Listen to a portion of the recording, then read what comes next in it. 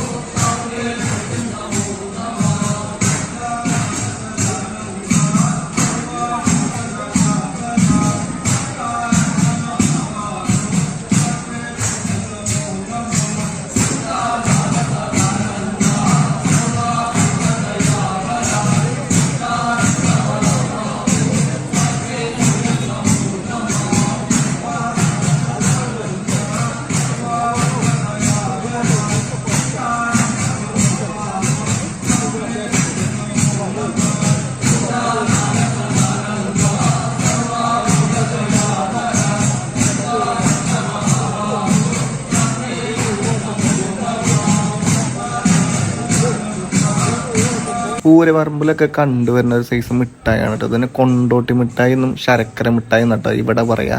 നിങ്ങളവിടെ എന്താ പറയുന്നത് കമൻറ്റ് ചെയ്യുക. വീഡിയോ ഇഷ്ടമായ ഫോളോ ചെയ്യുക. അപ്പോൾ ഓക്കെ, ബൈ.